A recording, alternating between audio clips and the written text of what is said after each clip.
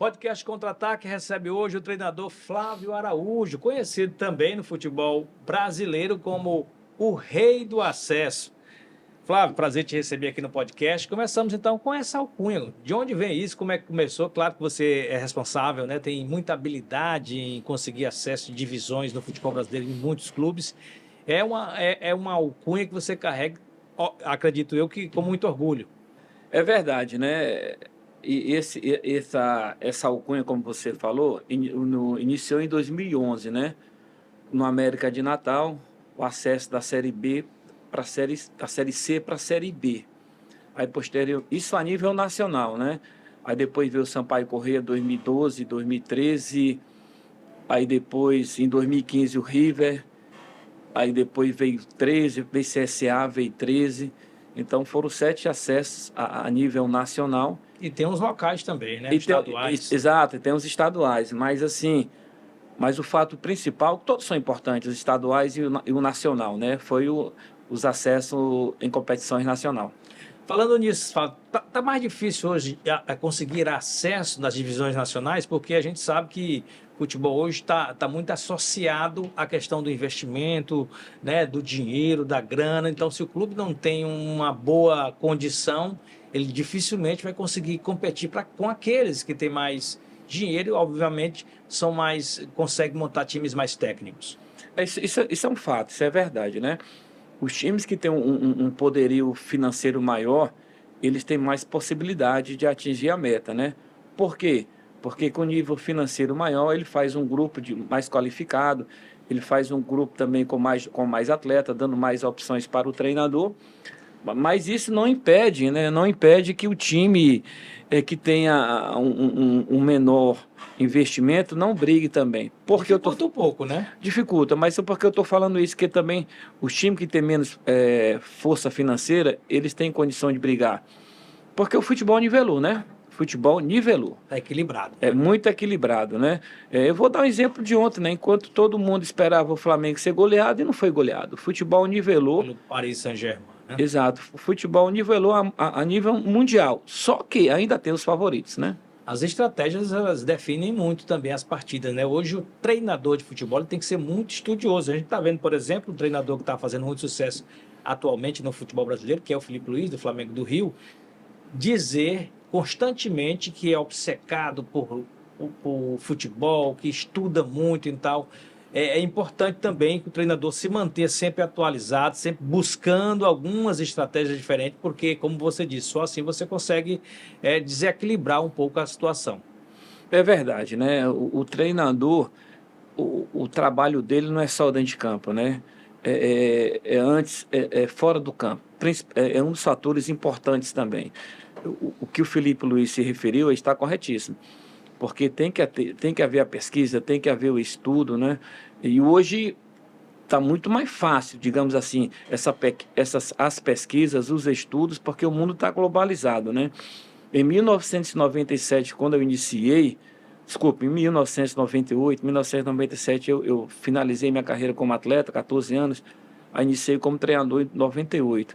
Então eu corria numa livraria, eu corria noutra, atrás de livro, atrás de pesquisa, porque é fundamental o treinador ele estar pesquisando, né? Hoje agora daqui a 3 meses, praticamente em fevereiro, eu vou completar 28 anos como treinador. E até hoje eu pesquiso, até hoje eu vou atrás, eu corro atrás, eu procuro. Tem jogos que eu assisto como aula, como pesquisa, analisando as características táticas dos times, a maneira de jogar, a distribuição também dentro de campo. Então o treinador, ele vive praticamente, eu não vou dizer 24 horas que é exagero, né? Mas aí uns 60% dessas 24 horas dentro do futebol. Respirando futebol, né? Flávio, você está aí com 62 anos, né? Com a carreira com passagem em vários clubes. Eu estou aqui com alguns, Icasa, do futebol cearense, Fortaleza, Juazeiro também de Ceará, o Ferroviário de Ceará, próprio Ceará, Guarani de Sobral, River aqui no Piauí, Maranguape, 4 de Julho, Parnaíba, Corinthians do Rio Grande do Norte, Potiguar, Uniclinic do Ceará também, o Central de Pernambuco, Maracanã, Barras, Guarani de Juazeiro, América de Natal, Sampaio Corrêa, Remo, que está na Série A esse ano que vem, Mogi Mirim, Cuiabá, CSA, 13, Oeirense, Bahia de Feira, Campinense, Nacional da Paraíba, Iguatu, Altos, Piauí, Maranhão e Fluminense. Ufa! Mais de 30 times, né, Flávio? É muita. Vamos colocar só um aí, viu? Teresina, que nós conseguimos o acesso. Sim, esse ano, 2025, você conseguiu levar o Teresina da Série B piauiense para a Série A ano que vem. E uma retificação. O Guarani de Juazeiro não. Não, né? Na Juazeiro só o Icasa mesmo. Tá certo. Então, eu só concluindo a minha pergunta, depois de tantos clubes, muita rodagem, 62 anos, já com, você falou aí, 28 anos de carreira, você ainda tem motivação para comandar um time? O que é que ainda te motiva para continuar nessa atividade? Que dá muita dor de cabeça, dá muito trabalho, né? Mexer com jogador de futebol. Muita gente que trabalha com isso sabe que é complicado em algumas vezes.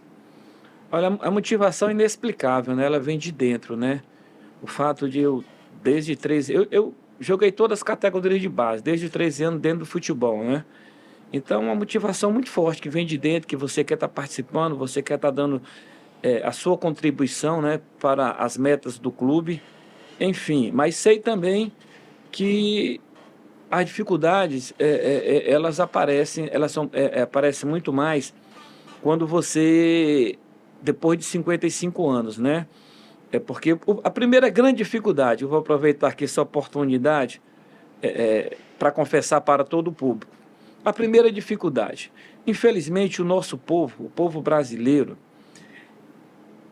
quando o cara passa dos 55 anos, o cara está ultrapassado. Já é considerado velho, né? Infelizmente, muita gente fala isso sem saber o significado da palavra ultrapassado, sabe? Para mim, o cara ultrapassado não é pela idade, é pelos conhecimentos dele, é pela postura dele.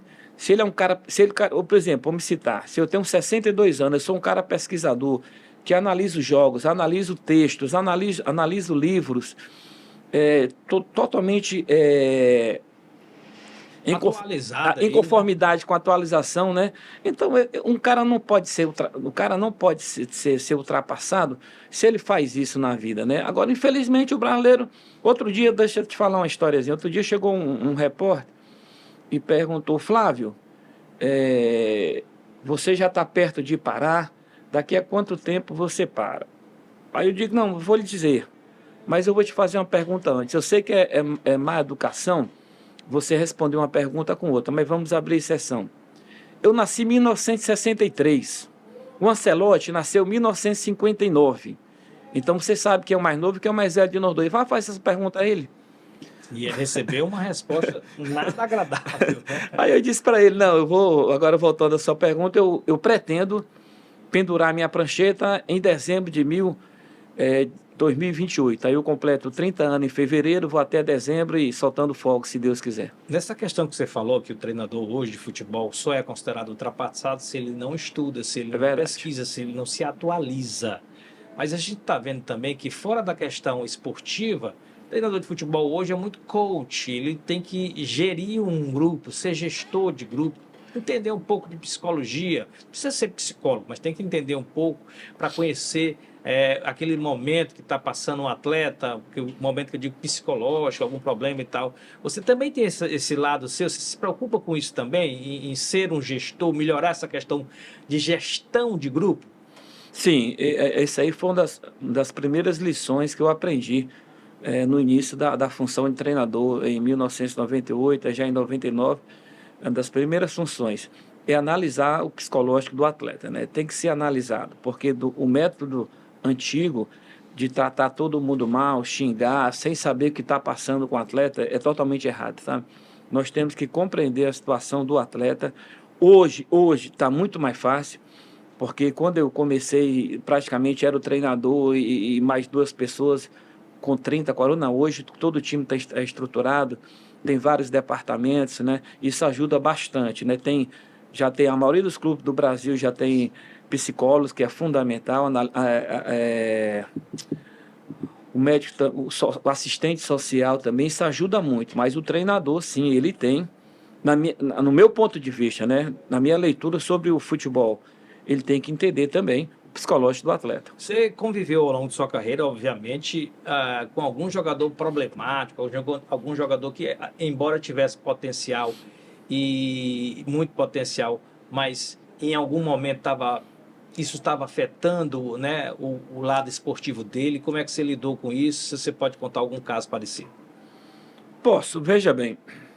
Hoje tem muito menos. Hoje não tem comparação hoje que são mais profissionais. São mais profissionais que tinha 10, 15, 20 anos atrás, né? Mas veja bem, uma das lições também que eu aprendi.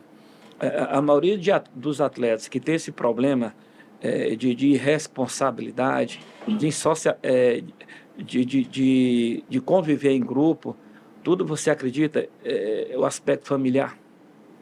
Vem lá da família. Vem da família. Atletas que não foram bem, que não tiveram a criação, como a maioria de nós tivemos, com pai, com mãe, com responsabilidade, foram criados praticamente largados, mas pelo talento que Deus deu, né, tinha um grande potencial técnico, mas na maioria dos casos são atletas que teve dificuldade de criação. Em muitos casos você tenta levar, né? Você tenta levar. Teve um episódio que eu tinha 2 atletas, isso foi no Icasa. Icasa do Ceará. Icasa do Ceará. Eu vou citar, hoje eles tem um jogando ainda, o Ciel e o Isaac, os nossos 2 atacantes. Conhecidos, né? Conhecidos. O Ciel ainda está fazendo gol, os 2 eram artilheiros, né? E os 2 representavam ali 50% dos nossos gols no Campeonato Cearense. E no outro dia, amanhã cedo, às 5 horas da manhã, recebi ligação do presidente, uma reunião, gente, presidente, 5 horas é o jeito. Falava, aí 5h30 nós conseguimos reunir. Isso da manhã, né? Da manhã, no restaurante do hotel, já antes do café sair, que esses 2 atletas, baixou polícia lá no apartamento dele, foi muita confusão. Então estava eu, o presidente e o diretor do futebol. E o presidente, não, eu vou mandar embora. O presidente, como é que você vai mandar embora 40% dos nossos gols? Difícil. É difícil. Houve o problema, mas foi fora do campo, né? É conversar e tentar resolver o problema. Tentar enquadrar os caras. Né? Tentar enquadrar, né? E no outro dia foi dia de conversa, de reuniões com esses atletas, né? A partir da tarde, que de manhã não tinha condição os 2 acordarem, né? Se a confusão foi a madrugada. Enfim, e conseguimos sanear o problema. Os 2 continuaram jogando juntos, sem se falar um com o outro. A nível de futebol piauiense, a gente já teve muito bad boy assim, porque a época dos bad boys, ela ficou um pouco para trás, né? A gente tem aí grandes nomes do futebol brasileiro que eram considerados bad boys, Romário, Edmundo, tantos outros aí que aprontavam muito, mas resolviam em campo, que era o caso aí do Ciel e do Isaac que você mencionou. Aqui a gente já teve esse tipo de problema também? Aqui no futebol piauiense? Sim. Olha, graças a Deus não tivemos assim de um problema sério entre 2 atletas.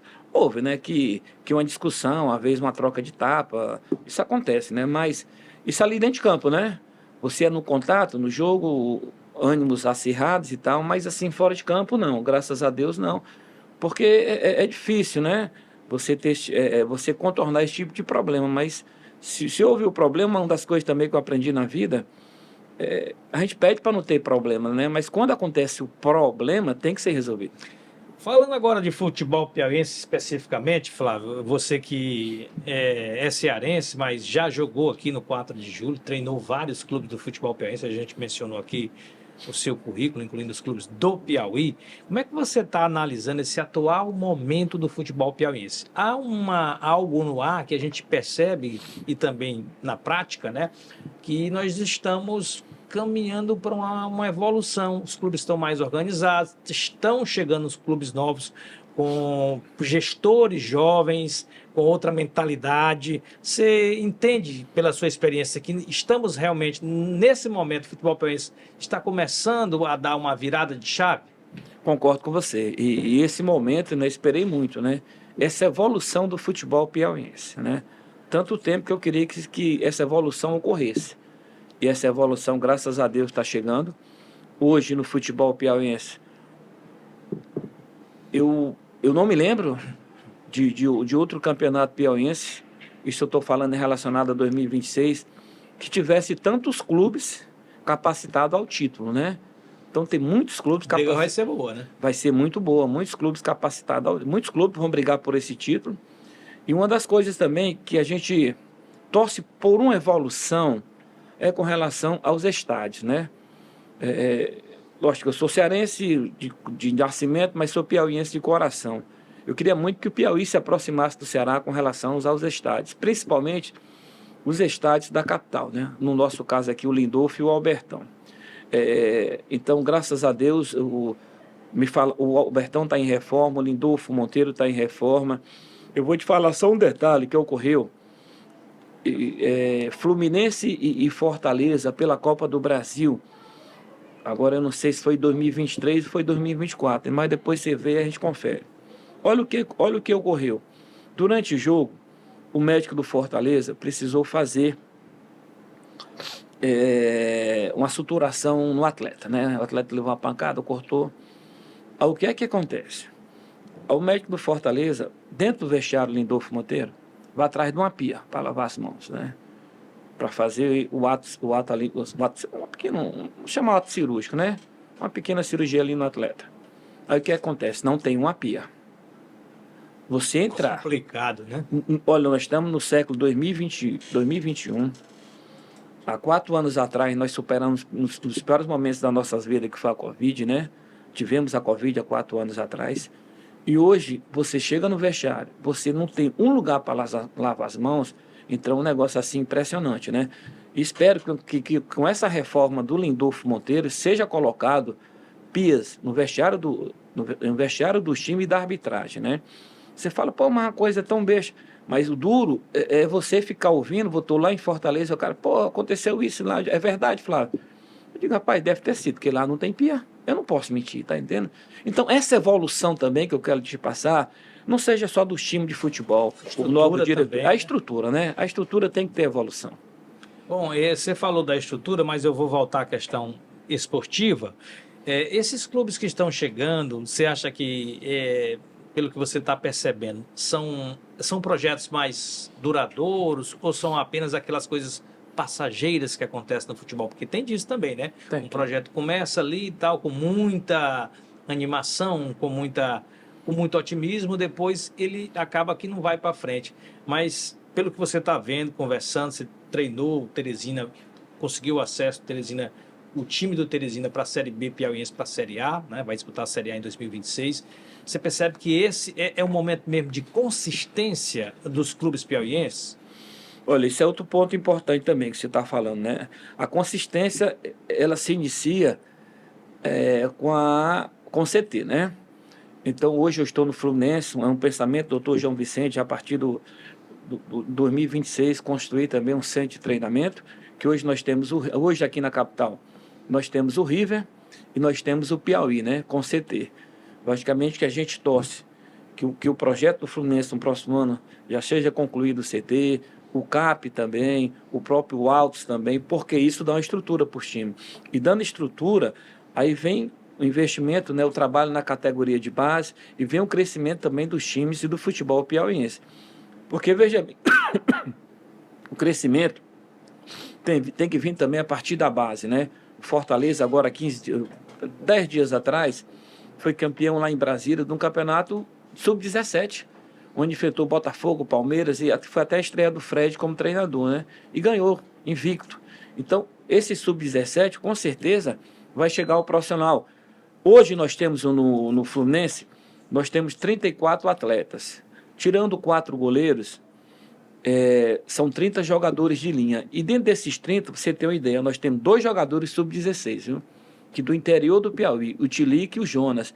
É importantíssimo. Os atletas, esses 2 jovens atletas têm potencial e trabalhando com o profissional, com certeza, a partir do próximo ano, já 26 ou 27, eles vão brigar para ser titular do profissional com menos de 18 anos de idade. Isso é uma atualidade do futebol mundial. Você falando da base, você acha que os clubes do Piauí precisam despertar mais para isso? Porque a base tem sido um ativo dos grandes clubes, né? Revelam jogadores, ganham dinheiro com isso. E o Piauí, a gente sabe que tem talento. Muita gente acha que não, mas pelo que eu converso aí com treinadores, pessoas ligadas ao mundo do futebol piauiense, todos falam, olha, aqui a gente tem talento também, o que falta é condições de lapidar essa garotada para que eles possam vingar no futuro. O próprio Fluminense tem jogador aí já jogando em grandes clubes do país, né? Exato. O David Ricardo está agora no Botafogo. Exato. Então, você acha que nós temos talentos, o que falta mesmo é só projetos mais bem elaborados para que a base possa emergir?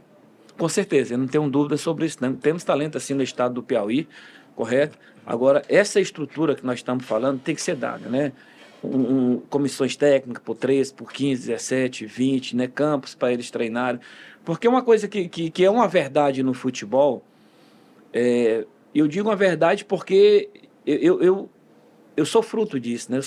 Eu fiz isso. O atleta desenvolver, ele tem que estar treinando e tem que estar jogando isso desde o 13, né? Então, quanto mais competições, então, de vez em quando eu falo com o Brau, que está afastado da Federação Piauiense, mas vai voltar. Brau, o 13, o 15, 17, o 20 tem que ter um tempo maior de competição. Mas, Flávio, é porque é dificuldade. Mas o atleta precisa de competição. Final de semana agora eu estava assistindo a final de sub-16, tá entendendo? Então tem que haver competição para que o atleta ele possa desenvolver muito mais. E hoje é uma grande realidade de futebol também, e o Palmeiras é um exemplo disso, né? Jogadores com 17 anos já no profissional, que o Fluminense está fazendo isso também. O trabalho do Fluminense também é muito voltado ao futuro, né? Uhum. Desculpa, o presidente do Fluminense, Dion, senador João Vicente Claudino, fala muito que quer colocar o Fluminense nas primeiras divisões do futebol brasileiro. É um sonho, né? Ele chegou a projetar em um determinado momento que em ano tal estaria na Série B, isso não foi possível, porque futebol a gente às vezes planeja e as coisas não acontecem. Mas pelo que você está sentindo lá no Fluminense aqui do Piauí, você entende que o que está sendo feito é realmente o possível para que futuramente a gente tenha o Fluminense numa Série C, numa Série B do Campeonato Brasileiro? Sim. Além disso, né, disputar também os campeonatos de base a nível nacional, né? Hoje, por exemplo, desde ontem, nós estamos o Fluminense que vai para a Copinha agora, né? Não vai. Não, Copinha não, né? Não, veja bem o que é futebol. A Federação Paulista tirou uma vaga do futebol piauiense na Copa São Paulo Sub-20, que a Copa é da Federação Paulista, né? Então nós tínhamos 2 representantes, que foi o campeão e vice, foi o CAP e o Piauí, e tiraram a vaga do Piauí. Estamos só com o CAP agora em janeiro, né? Para a Copinha lá em São Paulo, que é o campeonato sub-20, sub-19 mais famoso do Brasil e da América, né? Mas é a maior vitrine da garotada, né? Aí voltando ao Fluminense, só para finalizar com relação... Hoje, desde ontem no Fluminense, desde terça-feira, nós estamos com 30 jogadores entre 16 e 18 anos que foram selecionados no interior do estado. Esses 30 jogadores, desde terça-feira, estão treinando de manhã e de tarde. Eles vão passar pela uma seleção, pela peneira, né? E aqueles que se destacarem já ficam no Fluminense para a temporada 2026. É um trabalho de olheiros, então, do Fluminense, em todo o estado, em vários municípios, para ter esses garotos aqui fazendo esses testes, quem sabe até, né, ingressando no Fluminense. É verdade, além que hoje é o seguinte, né? Hoje nós temos que seguir a modernidade. Hoje não são mais olheiros, não, são captadores. Captadores. É o né? scout. Então, o Fluminense tem captadores pelo interior do Piauí. E além disso, o doutor João Vicente, ele faz competições, né? Agora mesmo, semana passada, acabou lá foi Boqueirão, foi campeão em cima de Brasileira, com jogadores de competição sub-17. O doutor João Vicente está fazendo competições em todo o estado do Piauí, sub-17, e os jogadores que se destacam estão nessa peneira aí. No próximo ano continua o mesmo trabalho, faz competições sub-17, a tendência é estender para 15 também, 13, e os jogadores que se destacam são trazidos para o Fluminense. Flávio, agora falando sobre as competições nacionais, né? O Fluminense vai disputar o Campeonato Piauiense, mas tem calendário nacional, né? Sim. Em 2026. E este ano, em 2026, nós teremos Fluminense, Copa do Nordeste, todas, né? Série D, Copa do Brasil. Né? A nacional é Copa do Nordeste, Copa do Brasil e Série D. E o Piauiense, são 4 competições. Bom, montar um time para o estadual é uma coisa, montar para as competições nacionais é outra. O Fluminense está planejando isso de que forma? Olha, veja bem, é um planejamento difícil, né? Difícil porque vai haver vão haver datas que vão ser paralelas, por exemplo, uma Copa do Nordeste, um campeonato estadual, uma Copa do Brasil um estadual. E nós sabemos que hoje em dia a competição que a maioria, que os clubes, por exemplo, no estado do Piauí, eles valorizam mais a competição, é o estadual. Por quê? Porque você sendo campeão ou sendo vice, te dá calendário para o próximo ano e te dá uma condição financeira para manter todo um trabalho do ano, né? E nós também sabemos, né, da dificuldade. Como assim, Flávio? Nós estamos na Copa do Nordeste, correto? Então, na Copa do Nordeste, a gente sabe quem são os favoritos, né? Os grandes, de Série A, Série B e Série C. Mas, logicamente, que nós vamos em busca de surpreender. E vamos em busca de surpreender. Mas só que nós não podemos nos descuidar do piauiense. Porque o piauiense que dá o calendário financeiro, além de financeiro e o técnico para o ano seguinte. Mas a diretoria do Fluminense já conversou com você? Olha, falou, eu tenho isso aqui para investir, meu teto é esse, para a gente poder ir mais longe nas competições nacionais. Há essa conversa, esse entendimento entre diretoria e comissão técnica? Ah, sim. Desde a nossa primeira reunião, se eu não estou enganado, foi em agosto, né? Quando eu vim para a gente conversar sobre tudo, planejamento, sobre tudo. Então, esse planejamento financeiro também foi me passado, né? E, logicamente, que nós não vamos ter o investimento de um Ceará, de um Fortaleza que estão na Copa do Nordeste. Mas a diretoria vai nos dar a opção, né? Para que ter 2, 3 jogadores em cada posição, para a gente fazer ter um grande desempenho nas competições nacionais. Isso não falo só Copa do Nordeste, falo também em Copa do Brasil e falo na Série D, né? Que também o Fluminense vai entrar para buscar o acesso.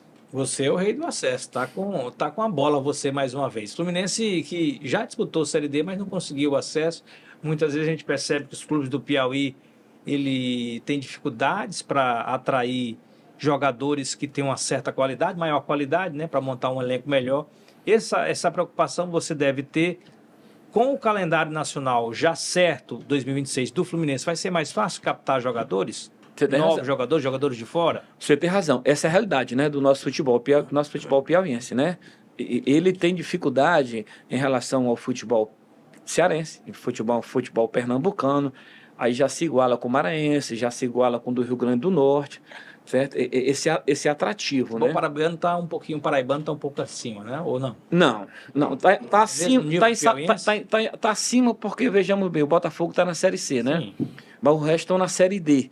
Mas o nível de atração, vamos falar assim, do clube local, do Fluminense, é o mesmo nível do Souza, do 13, do Campinense, apesar de eles terem um desempenho nacional muito superior ao nosso, é um fato, né?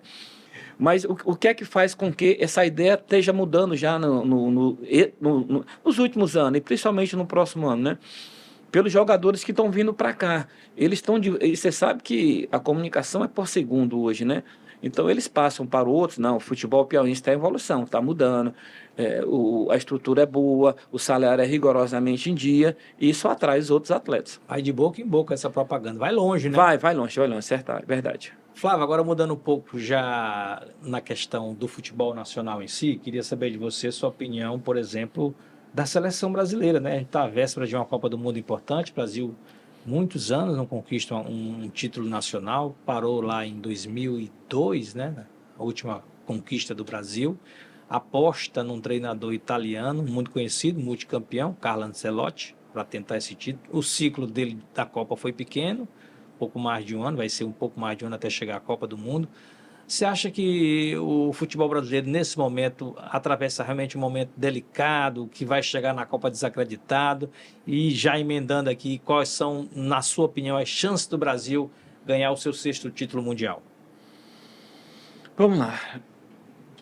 Logicamente que nós todos torcemos, né, que nesse próximo ano de 2026, a seleção brasileira, através do nosso treinador, através dos nossos atletas, ela possa encaixar um grande futebol, né? E é verdade que, infelizmente, ainda não encaixou, né? Mesmo com todo o trabalho do Ancelotti, não encaixou o coletivo, né? Ele consegue convocar... Não temos um time ainda. Não temos, né?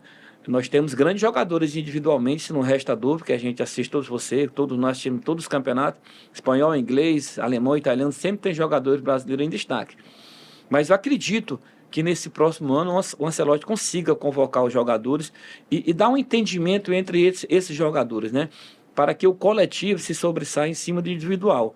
Então, acredito que no próximo ano, se a gente conseguir encaixar nos 3 primeiros meses uma seleção que nos dê confiança, a gente possa sim ir brigar pelo título. Porque também, veja bem, quando a gente fala de campeonato espanhol, de alemão, mas não são só espanhóis, não são só alemães, de Itália, não. É o mundo todo, os melhores jogadores estão lá, né?